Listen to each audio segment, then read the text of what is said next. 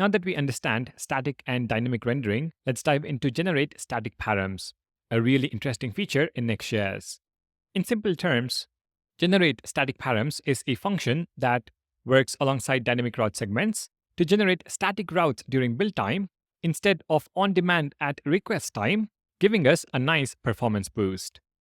I know this might sound a bit complex, so let's walk through a practical example together. We will build a product listing and details page to see how this works in action. First, in our app folder, we're going to create a new products folder and add a page.tsx file with a React component for displaying featured products. Export default function products page, and we return an h1 tag that says featured products and 3 links to the 3 featured products, product 1, 2, and 3. Next, we will create an ID dynamic route, so within products, ID within square brackets, with a page.tsx file to show individual product details. Let me paste the code to save us some time. Export default async function product page, which receives route params. We await params and destructure the product ID.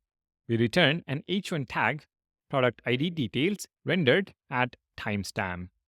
When we build our application using npm run build, something interesting happens. If you look at the terminal, you will notice that Next.js handles the product list page and product details page differently.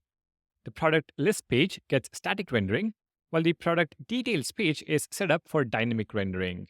And this makes sense, right? Next.js doesn't know what ID value it will need until someone actually requests a specific URL.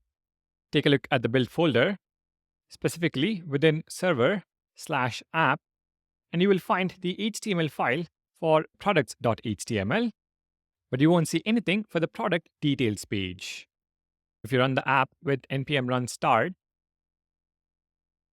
and visit /products/1, you will see the timestamp change every time you refresh the page. This is because the product details page is rendered on demand at request time. From our previous learning, we know that static rendering gives us better performance. Wouldn't it be great if we could tell Next.js to pre-render at least our featured products detail pages? Product 1, 2, and 3. Well, that is exactly what generateStaticParams helps us do. Let's look at how to implement it. In the product details page, we will add a generateStaticParams function, which is an async function that returns an array of objects. Each object represents a route we want to pre-render with the object key corresponding to our route's dynamic segment. We want ID with 1, 2, and 3. This function runs during build time. While we are just returning an array here, you could also fetch these IDs from an API. If we rebuild our application now with npm run build, you will see Next.js pre-rendering the product details pages for all 3 featured products, /1, /2, and /3. This is indicated by the new symbol, a filled circle. And if you check the legend, it says SSG, pre-rendered as static HTML using the generateStaticParams function. You can also confirm this by checking the build folder. So server, app, and products.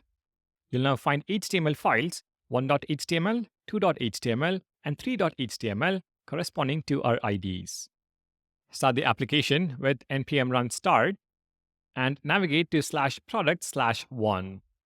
Notice how the timestamp stays the same when you refresh. This is because we are now serving a pre-rendered HTML file. Now, what about routes with multiple dynamic segments? Let's say we have a product catalog with categories and products using a route like /products/category/product/page.tsx.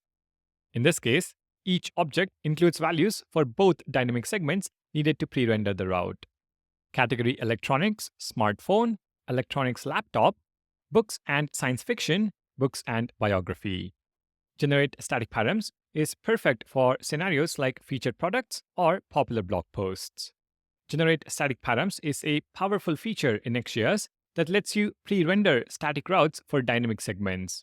It runs at build time handles multiple dynamic segments and can really boost your application's performance by ensuring that frequently accessed pages are pre-rendered and ready to serve instantly. Now, I bet you're wondering what happens to pages where the ID isn't included in generateStaticParams. Let's explore that next. Supporting the channel is free. Please like and subscribe, it helps a lot.